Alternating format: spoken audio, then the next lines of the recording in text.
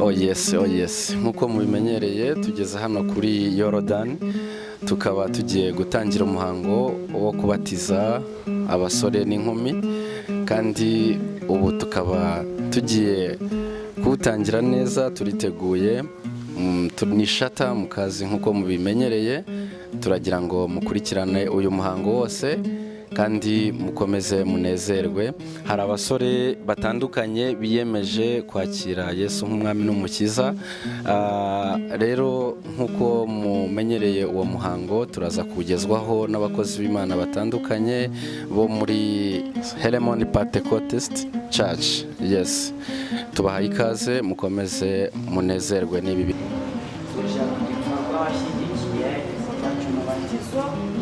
Ijambo ryaratubwiye neza yuko tugira umwihariko mu mubatizo Mana. Ndagushimye rero kuko hari amazina y'abana bacu nyakubahwa Imana bagiye kwandikwa mu gitabo cy'ubugingo, kandi ni ukuri kuko ijambo ryawe ritubwira ngo ni we nzira n'ukuri n'ubugingo. Yesu ukwemeye wese ngo ntazacirwaho iteka. None Mwami Imana, tuje mu mubatizo wa bene data, turakwinginze kugira ngo kino gikorwa Mwami ugihe umugisha umuntu wese wakitabiriye, n'umuntu wese wagisengeye, umuhe umugisha Mana. Kwitanga kwa bene data bari hano Mana uburyo butandukanye, nyakubahwa Imana ubahe umugisha. Urakoze Mana kubwa mwarimu ugiye kuyobora, urakoze kubw'ababyeyi biteguye kugira ngo babyara aba bana, urakoze kubw'abavandimwe babonetse Mwami nyakubahwa Imana mu uyu mwanya wose. Mwami nyakubahwa Imana, dutangije nyakubahwa isengesho, turarangiza isengesho kandi tugitangira Mana ubane natwe, tukinarangiza ubane natwe. Byose tubisabye twizeye mu izina ryawe ryera rikiranuka. Amen.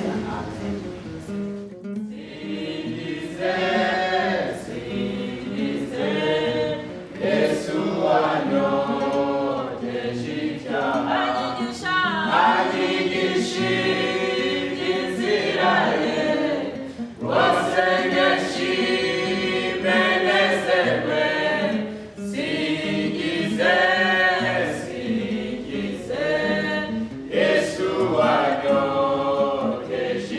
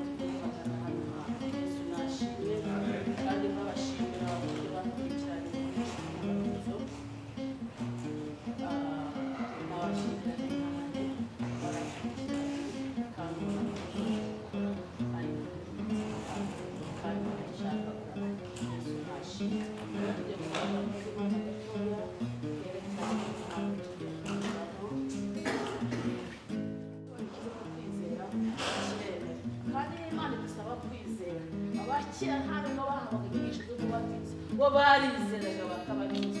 Mpamvu tubigisha nuko abantu bigiye nta kwizera tukigira, tuba tugira ngo tumusobanukirwe icyo mugiye gukora. Yesu nashimwe. Haleluya, haleluya. Ariko ubundi iyo wizeye nta n'impamvu zo kukwigisha, ugomba kubatizwa. Umugabo umwe Nikodemu yasanze Yesu, aramubwira ati ndabizi ko uri umuntu wavuye ku Mana, uri umwigisha. Yesu nashimwe. Kuko ntawe ubasha gukora imeze nk'ibyo ukora. Yesu aramubwira ati ndakubwiza ukuri Nikodemu ko nta muntu uzaga mu bwami bwo mu ijuru atabyawe ubwa kabiri. Kandi yari umunyamategeko, yari umuntu ukomeye, yari umuntu usobanukiwe iby'amadini, ariko hari ibanga yari yarahishwe. Yesu nashimwe.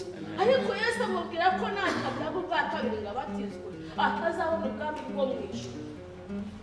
Agira bimubwiye gusubira mu nda kwanjye. Aravuga ati ese birashoboka gute ko nasubira mu nda kwa mama nkongera nkavuka? Yahise abyumvira mu mubiri, ariko Yesu amubwira ngo batize amazi menshi, nutabyarwa ubwa kabiri ntabwo uzabona ubwami bwo mu ijuru. N'abambigisha narababwiraga, ubu ngubu ntabwo muri abakirisitu kuko mutarabatizwa, mutaragera ikirenge mu cya Yesu. Yesu nashimwe. Haleluya, haleluya. Nagiye mbasoma amagambo menshi mbere kuvuga na Yesu ubwo yabatizwa amazi menshi. Ubwo yasanga Yohana kuri Yorodani akamubwira ati birakwiye kumbatiza kugira ngo sohoze gukiranuka kwanjye kose. Haleluya, haleluya. Kuba mugiye kubatizwa rero nindi ntambwe muteye, ni ikirenge mugiye kugera mu cya Yesu kugira ngo musohoze gukiranuka, kugira ngo mumwemerwe gukora imirimo yose mu itorero. Yesu nashimwe. Ubu hari icyo mutashobora gukora mu itorero uko mutarabatizwa, aho uko mugiye kubatizwa nta hantu muhejwe, wajya muri korari, wabwiriza ubutumwa, wajya mu muhamagaro ushaka wose. Yesu nashimwe. Kubera ko umaze kubatizwa ubaye umukirisitu, utangiye urundi rugendo. Haleluya. Utangiye urugendo rujya mu ijuru. Yesu nashimwe. Rero abarizeye nta mpamvu pasiteri yo kutabatiza kuko barizeye kandi barigisha. Yesu nashimwe. Haleluya, haleluya. Imana iduhana umugisha kandi wo kwizera mufite Imana ikubakomerezeho. Ntimwizere kugira ngo mugiye kubatizwa, mukomeze mwizere. Yesu nashimwe. Wo kwizera ukomeze kubabemo. Haleluya. Imana iduhana umugisha. Rero ntabwo turi butinde, tugiye kwinjira muri uwo muhango nyamukuru, ariko reka muze hasengera amazi, hasengera n'umushinga ugiye kubatiza kugira ngo imbaraga z'umwuka wera zimanuke. Karibu.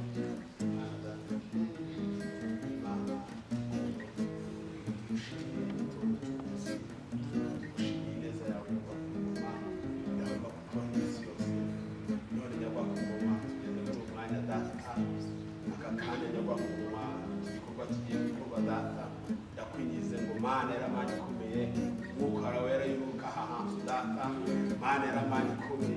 ndagusabye data ubushake bwawe bugaragara aha hantu ushumba nyakubahwa umuhagarare nyakubahwa umuyobore data yorora umwuka wera yewe iteka nyingabo n'abagenzi b'Imana yewe iteka nyingabo umwuka wera y'uruke data duhumanya aya mazi nyakubahwa yewe wa Isirayeli turahamagara data imbaraga z'Imana ziganze nyakubahwa gukora ku Imana kuganze icyo cyawe nyakubahwa n'umware kamana n'abandi umwanya data nyakubahwa cyo kuba ndakwigeze mu data nyakubahwa ntutureke ahubwo tubane nawe data kugeza dushoje nyakubahwa tubone icyawe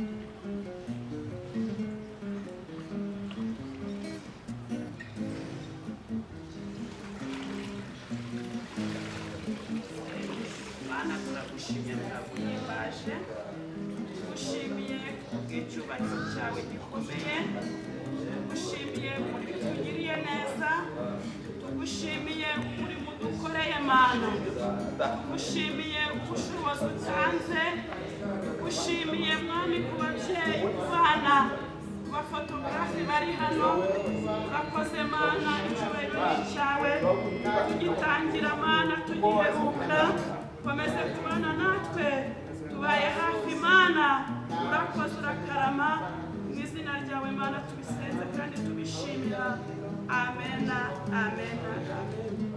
Oh yes, ni shata mukazi, turagira ngo tubakaribishe mwese maze twakira aba basore batubwire muri make, batubwire mu ncamake uko bonye umubatizo, uko babyumva mu mitima nuko bishimye. Reka dutangirane nawe utwibwira. muri make nitwa Kwizera Jerise.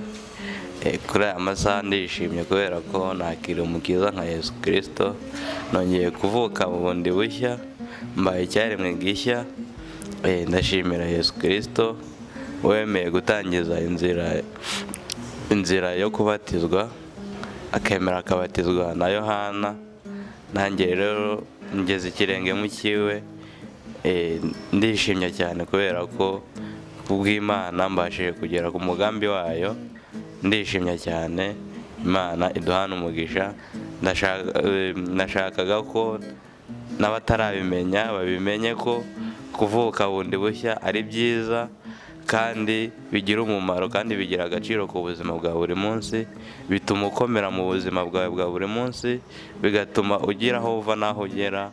Imana iduhana umugisha. Murakoze. Nitwa Kwizera Jerise, niyo mazina niswe n'ababyeyi, nkaba ari nayo niswe bundi bushya, mvutse bwa kabiri. Imana itugirire neza. Amen. Imana ishimwe cyane, Imana ishimwe cyane. Reka twakire n'umusore wundi hano atangira twibwira, aduhe n'ubuhamya mu ncamake. Murakoze. Nitwa Niga Robert, ariko nkaba niswe n'irindi zina rishyashya ry'umukristo. Nanjye mu buzima bwanjye nahoraga mfite amatsiko iteka ryose kuba nakizwa, ngahamagarwa ariko nkagira intege nkeya. Ariko amagingo aya ngaya nshimye ko mbatijwe mu mazi menshi, mfanye na Kristo nkazukana nawe, nkaba mvuye mu byaha. Hari iyindi ntambwe nteye.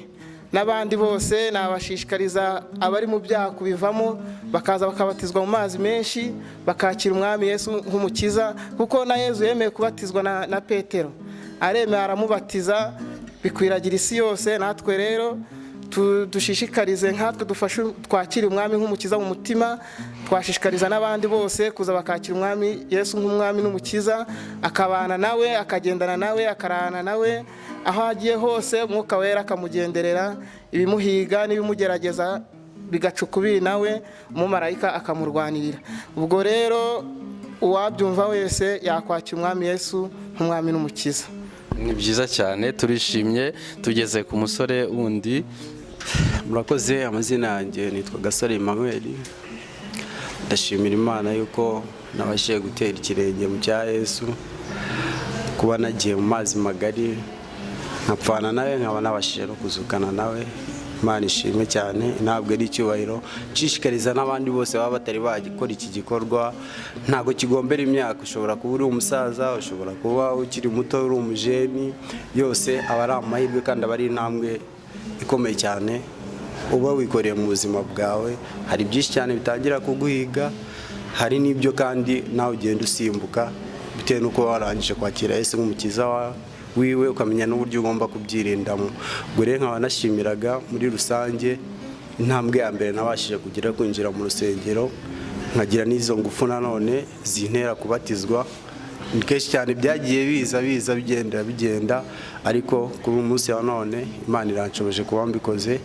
Imana yabwa icyubahiro. Ndanashimira muri rusange abambaye hafi, nambasaba bakomeze kudushyigikira uko tubatijwe, hatazagira umwe muri twe wagwa akongera agasubira hasi, ahubwo dukomeze tujya imbere aho kugira dusubire inyuma.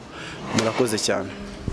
Okay, nishata mukazi. Nongeye kubanezerwa cyane, ndabishimiye, kandi mukomeze iyo ntambwe muteye, mugende muyisakaze n'ahandi. Mwakomeje mwigishwa ijambo ry'Imana. Pasiteri yababwiye yuko mubaye bakuru, muteye intambwe nziza, mushobora no gutanga ubuhamya ahantu henshi hatandukanye. Wowe ndagira ngo nkubaze, waba ukomeye, urashikamye muri iyo ntambwe ugiye gutera? Ndagira ngo nkwibarize udusubize muri make. Nge ndashikamye cyane, kandi ndasaba n'Imana izabimfashemo, sinzasubira inyuma, ahubwo nzagira abandi nanjye mfata akaboko, mbageza aho ngeze. Kandi uko nakuze ndi uruhinja nkazamuka nkaba ngeze aha ngaha, aba ari nako nzakomeza kuzamuka mu gakiza, ku buryo ntazigera nsubira inyuma. Kandi ndashima n'ubuyobozi bwacu bwakomeje kudushishikariza kwinjira mu gakiza tukagahagararamo, ko n'ubundi bazatuguma uruhande tukagira n'abandi tuzana bakava mu byaha, bakava hirya no hino mu byo barimo, bakaza tugakizwa tukitegura. Yes, ndashimye, ndagushimiye cyane ukuntu ukomeje kudusobanurira. Wadusobanurira itorero musengeramo naho riherereye kugira ngo natwe tube twabasha kuhayoboka maze twakire Yesu nk'umwami n'umukiza. Si kure kubera ko iyo ujya gushaka umwami Yesu nta hantu hakubera kure, kubera ko abari mu mujyi batega imodoka igana Kayore, bagera ahitwa Masimba bakavamo bakamanuka gatoya. Iryo torero uwo yabaza wari we wese ndumva arizi, ryitwa Hermon Pentecost Church. Yamanuka gatoya Masimba, akigera hepfo gatoya hari abantu, uwo yabaza wese yahamurangira rwose. Yes, ni Patanisho Hermon Pentecost Church. Welcome, turabakunda. Dukomeje kwishimana n'aba basore, dukomeje kwishimana n'abandi batari hano bamaze kugenda. Twongeye guha ikaze papa w'abana bamaze kuvuka. Turagira ngo twumve icyo abavugaho n'inama akomeza abaha. Murakoze cyane. Nejejwe nuko abasore banjye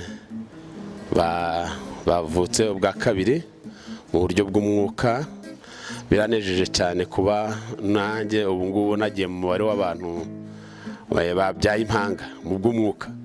Ubwo rero icyo navuga ku bigendanye n'ubuzima, nasabaga ngo aba basore banjye babashe guhagarara mu nshingano bemeye, babe abakozi b'Imana, babe abantu bashishikariza bagenzi babo, bave mu biyobyabwenge, binjira inzira y'agakiza. Kandi ikindi nasaba nuko baba abasore bo guhamya Yesu Kristo, kuko muri Yesu tuhaboneramo gukira, tuhaboneramo kunezerwa, tuhaboneramo ibyishimo. Ariko umuntu yari mu by'isi nta munezero, nta n'ibyishimo, ahora ahangayitse, arushye, ababaye. Ariko iri muri Yesu ubunezero muri byose. Ubwo rero nkabanezerejwe nuko nanjye bantoye bakemera ko mbabyara, nkaba umubyeyi wabo ugomba kubarera mu by'umwuka. Kandi ashima Imana nanjye ko yamfashije nkaba ndi kumwe nabo, kandi nkaba numva muri uru rugendo tugiye gutangira tuzakomezanya. Murakoze cyane, Imana ibahe umugisha. Murakoze cyane namwe, turabashimiye. Ariko tutaratinda, reka twongere tukubaze, utwibutse itorero musengeramo, ubwire n'abandi bose bari kureba iyi cano, bari kwitegereza hano kuri kamera, maze ugire icyo ubabwira. Bari mu majyepfo, amajyaruguru, iburengerazuba, iburasirazuba, ugire icyo babwira nk'inama, n'abandi bose bumvireho bazaze bakire umwami Yesu nk'umukiza.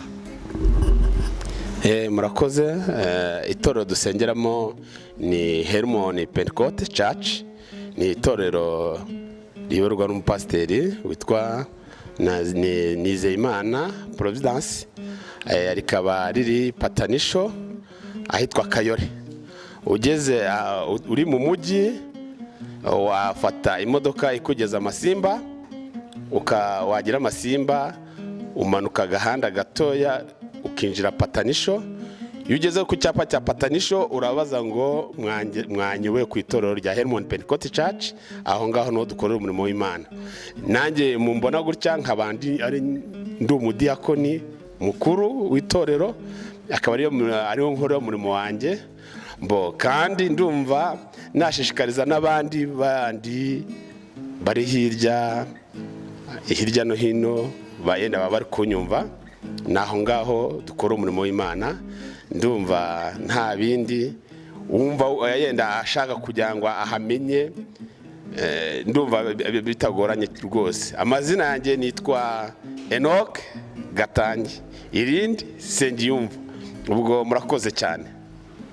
Turabashimiye cyane, turabashimiye mwese mukomeje gukurikirana ibi biganiro, kandi ndizera byabashimishije, mwanezerewe. Murakoze cyane, naho ubutaha tuzakomeza tubaganiriza.